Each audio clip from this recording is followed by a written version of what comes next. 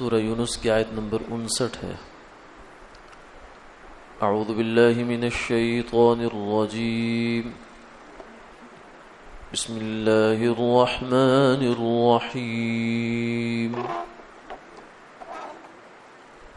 قل ارأيتم ما انزل اللہ لکم من رزق فجعلتم منه حراما وحلالا قل الله أذن لكم أم على الله تفترون وما ظن الذين يفترون على الله الكذب يوم القيامة إن الله لذو فضل على الناس ولكن أكثرهم لا يشكرون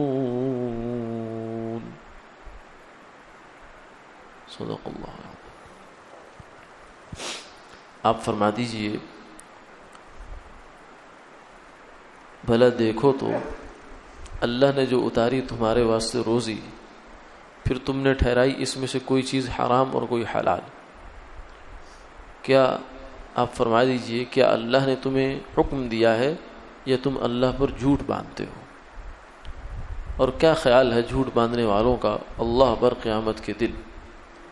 اللہ تو فضل کرتا ہے لوگوں پر، لیکن بہت سے لوگ حق نہیں مانتے۔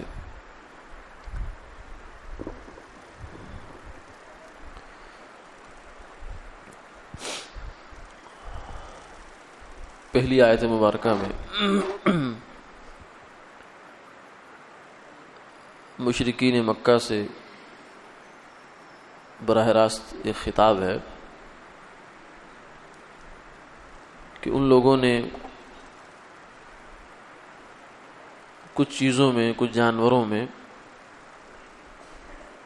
یہ دستور اپنایا کہ ان کو اپنے اوپر حرام کر دیا کہ یہ فلاں بت کا چھوڑا ہوا جانور ہے، اس کے نام پہ چھوڑا ہوا، اس کو کوئی ہاتھ نہیں لگا سکتا، یہ فلاں مقصد کا ہے اور یہ اس طرح کا ہے، اس طرح کا ہے۔ پھر اس طرح کے جانور جس نے دو حمل میں اس کے ساتھ اس طرح کی کوئی بات ہوگی، وہ اس کو مرد نہیں کھا سکتے، عورتیں کھائیں گی، اس طرح کی کافی ساری انہوں نے چیزیں بنا رکھی تھی جو سورہ انعام کے اندر جس کا تذکرہ ہے۔ تو فرمایا کہ اللہ تعالیٰ نے تو رزق اتارا ہے اپنا، اور تمہارے لیے اس نے زمین میں جو کچھ بھی ہے یہ پیدا کیا ہے، لیکن اس میں سے کچھ چیزیں ایسی ہیں جو تمہارے لیے حلال ہیں۔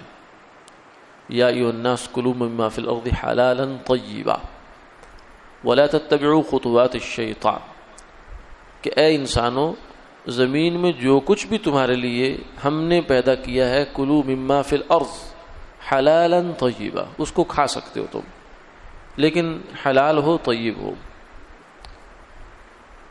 باقی جو کچھ پیدا کیا وہ بھی تمہارے لیے ہے، مگر لیکن وہ تمہارے کھانے کے لیے نہیں ہے، اس کے اپنے مقاصد ہیں۔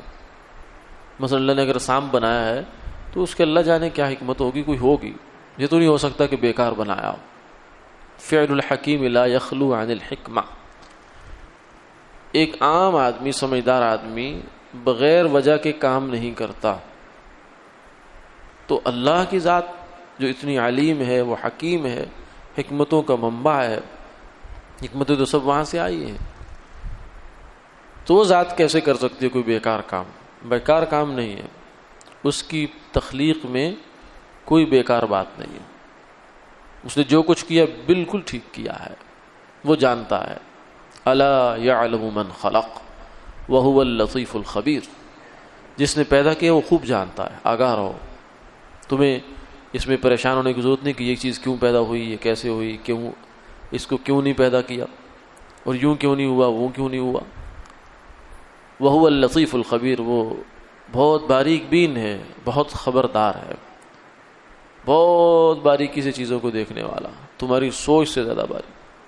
اب انسان کے اندر آپ دیکھیں، اب انسان خود ہی اپنے ہاتھوں سے اتنی چیزوں کو نکالے جا رہا ہے کہ حیرت گم ہو جاتی.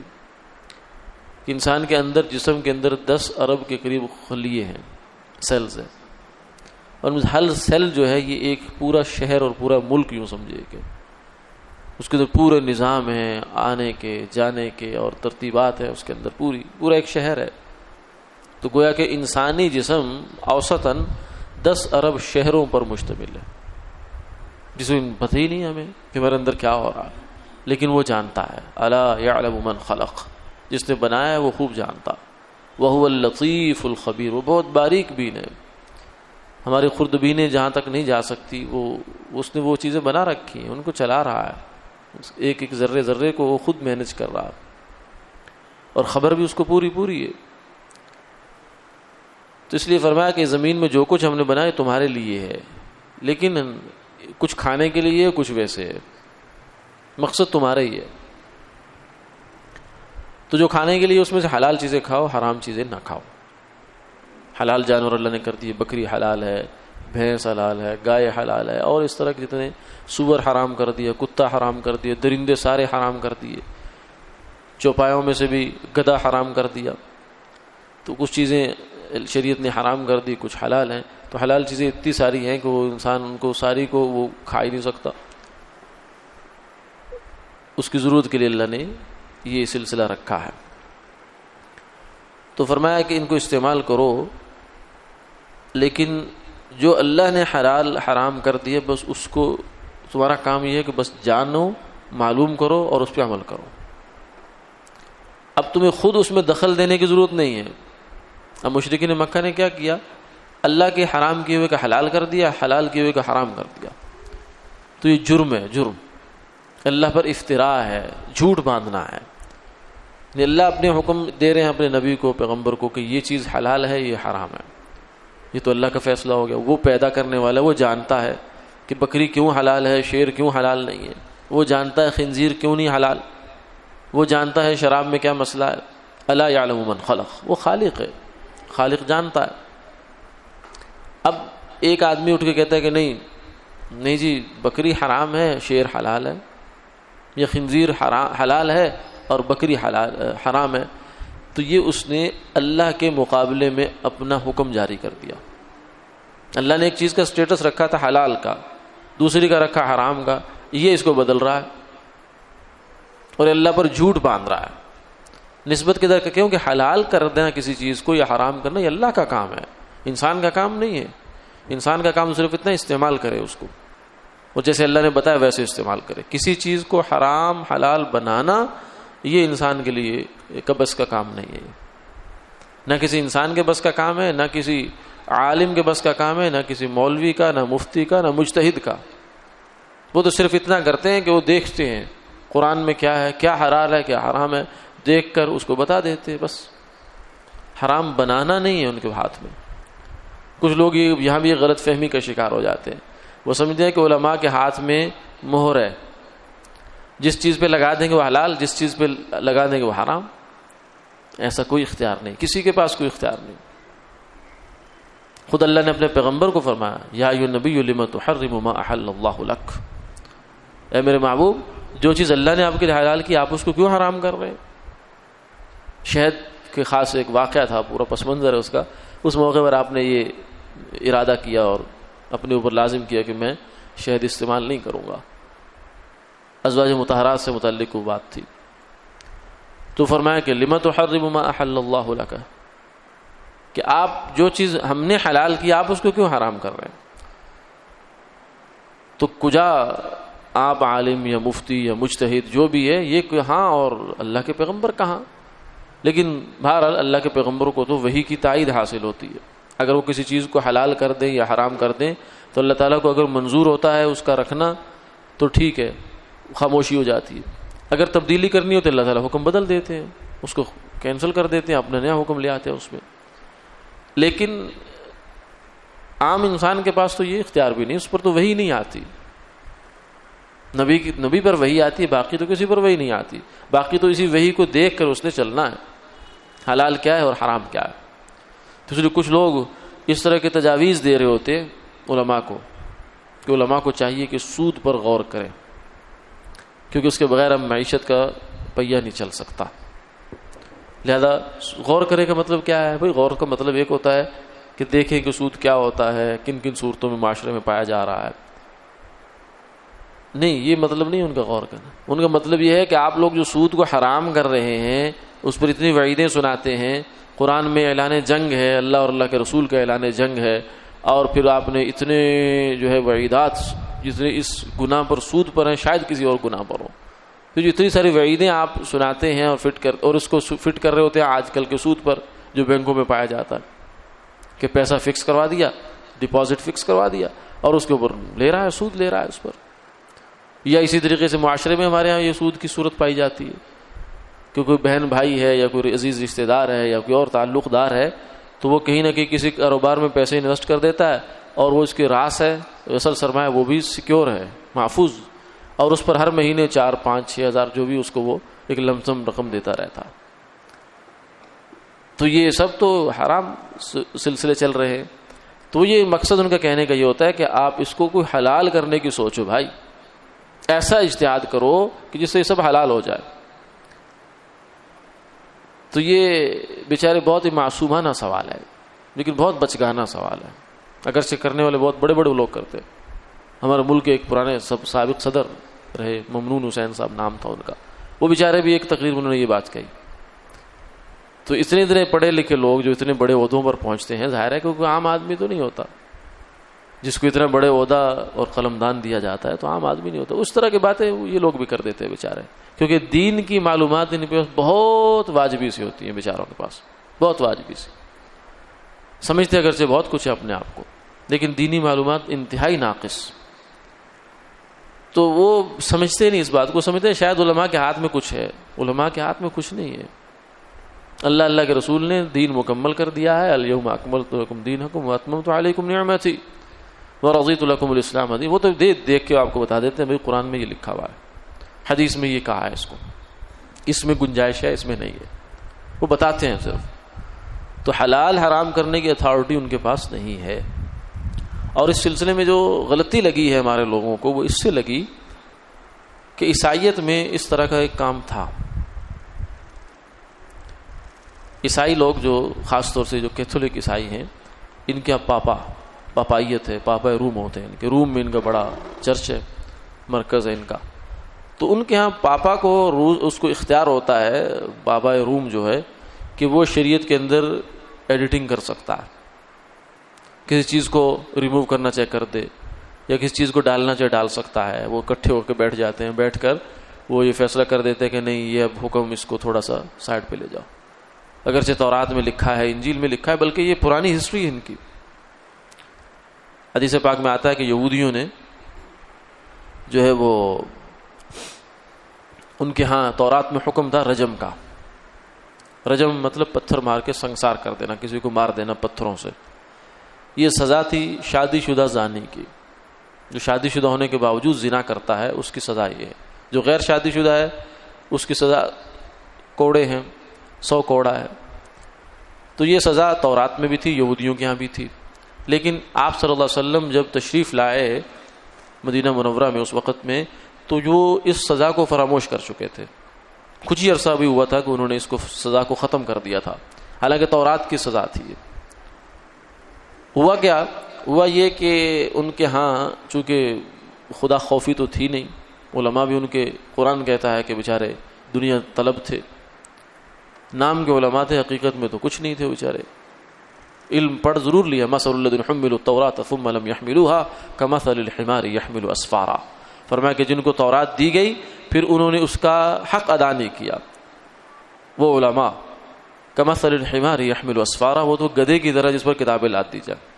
حق ادا کرنے کا مطلب یہ ہے کہ وہ علم ان کی شخصیت کا حصہ نہیں بنا، وہ صرف زبان پر ہے، دل میں نہیں ہے، زندگی میں نہیں ہے، ان کے جسم پر نہیں ہے، اس کا خوف خدا نہیں ہے، خشیت نہیں ہے، فکر آخرت نہیں ہے، دنیا داری ہے. بس دنیا کے کمانے کے لیے، دنیا بڑھانے کے لیے علم کو استعمال کیا جا رہا ہے.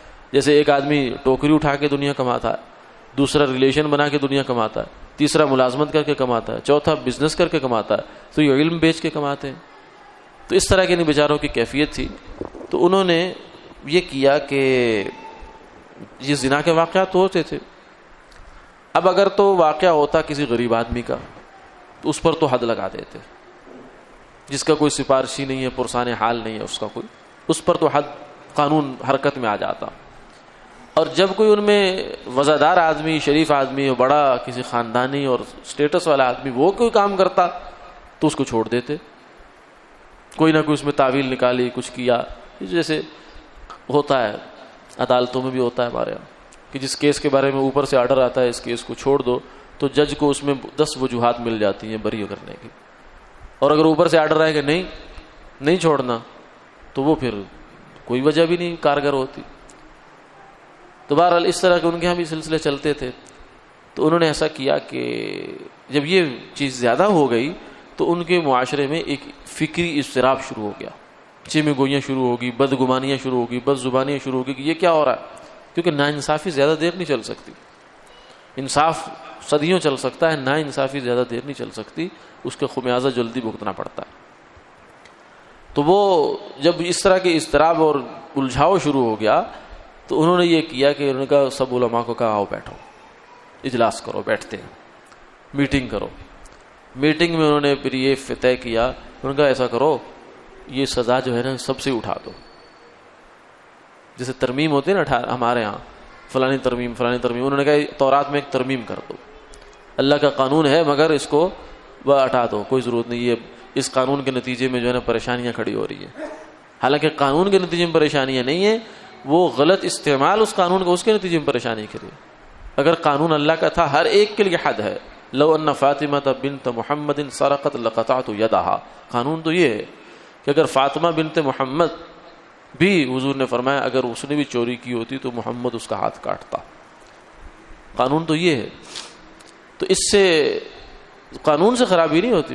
جو لوگ کہتے ہیں نا اسلامی سزائیں ایسی ہیں ویسی ہیں, وہ بیچارے سمجھتے نہیں ہیں. وہ وہی سنی ہوئی باتیں انگریزوں کی اور کافروں کی اور لادینوں کی اور اس طرح کے لوگوں کی, وہ سنی سنائی باتیں بس سن کے آگے اگل دیتے ہیں. ورنہ اسلامی قانون تو اللہ کا کیا ہوا بھائی, اس میں کیسے کوئی جھول ہو سکتا.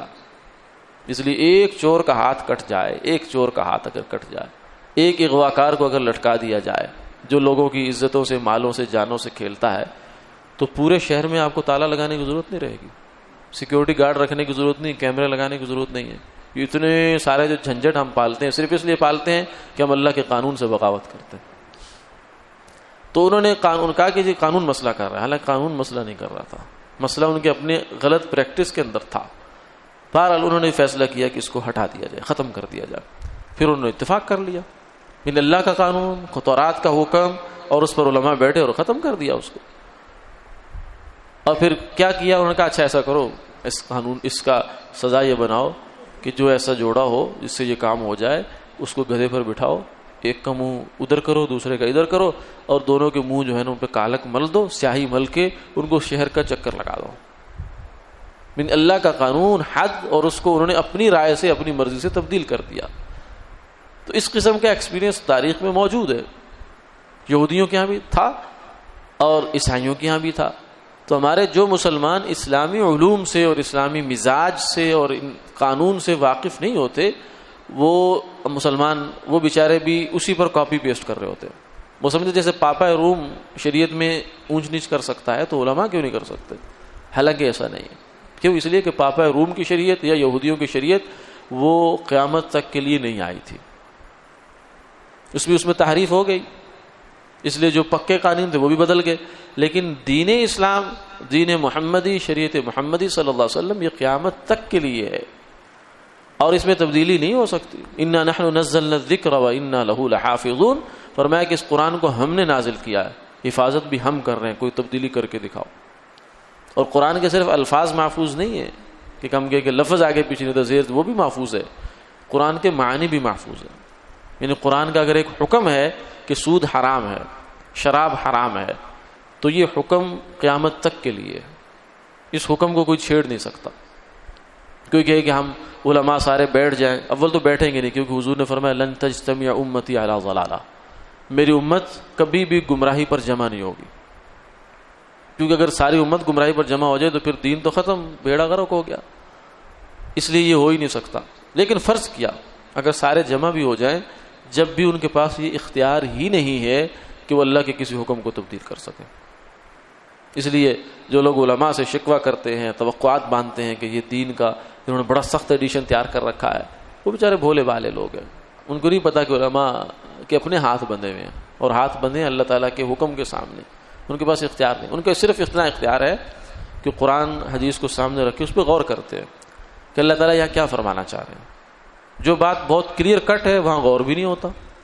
اس لیے سود حرام ہے، اس پر کسی مجتہد نے کبھی اجتہاد کی ضرورت نہیں پڑی. اس کو 5 نمازیں فرض ہیں، یہ کسی اجتہاد کے نتیجے میں نہیں یہ کام ہوا، یہ بہت کلیئر کٹ بات ہے.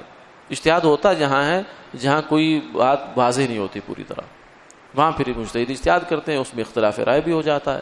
پھر ان میں سے کسی ایک مجتہد کو جس پر زیادہ اعتماد ہے انسان کو، یا جس کے ساتھ اس کی رسائی اور ایکسیس زیادہ ہے، تو کچھ مسلمان اس کو فالو کرنا شروع کر دیتے ہیں، اس کے فتوے کو لے کر چلنا شروع کر دیتے ہیں، تو وہ اس کے فالورز بن جاتے ہیں. اسی طریقے سے بہت سے فالورز دنیا میں وجود میں آئے، بڑے بڑے مجتہدین ہوئے، امام ابو حنیفہ، امام مالک، امام شافعی، امام احمد، اب ان کے سب کے فالور بن گئے. اسی کو تقلید کہتے ہیں. یعنی ان مسائل میں جہاں شریعت میں واضح بات نہیں ہے، ان میں مجتہد نے عام کو بتایا کہ میرے خیال میں اللہ یہ فرمانا چاہتے ہیں، تو اس میں آپ اس پر اعتماد کر کے اس کی بات مان لیتے، سو تقلید کہتے ہیں. اس پر بھی لوگ بڑا پروپیگنڈا کرتے ہیں، تقلید شرک ہے جی، جہنم کا راستہ ہے جی، یہ ہے جی، وہ ہے. یہ بیچارے بھی بے خبر لوگ ہیں، تقلید کی حقیقت سے آشنا نہیں ہے.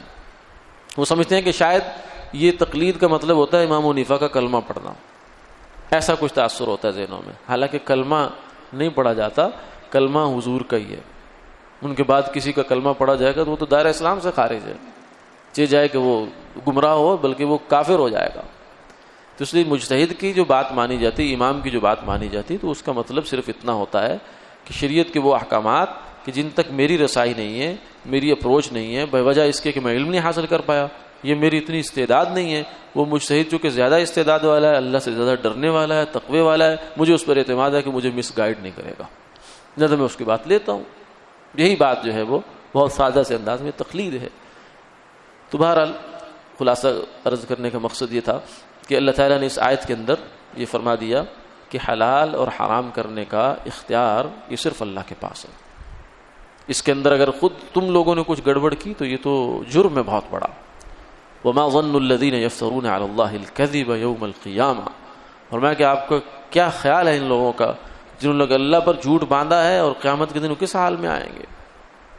اگر ایک آدمی کسی معزز آدمی کی، کسی بڑے عہدے دار کی، حکومتی عہدے دار کر لے، اس کی نسبت سے جھوٹا کسی جگہ کوئی ڈاکومنٹ جمع کروائے، یا کوئی اس کی بہاف پر کوئی غلط فائدہ اٹھا کے لے آئے اور وہ اس کو اپنی عدالت میں بلا لے، تو کیا ذلت اور کیا خاری ہوتی ہے اس انسان کی.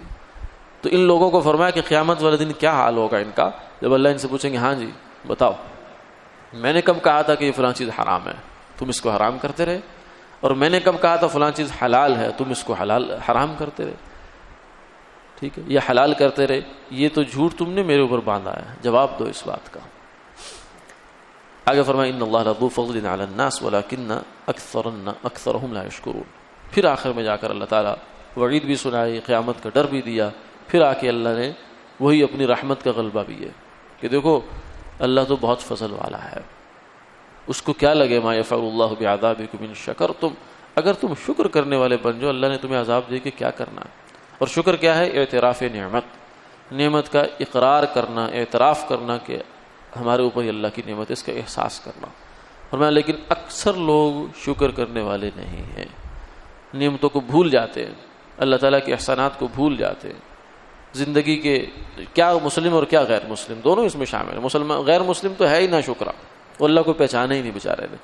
مسلمان نے بنیادی طور سے پہچان لیا، مگر زندگی کے ہر موڑ پر نہ شکری کرتا.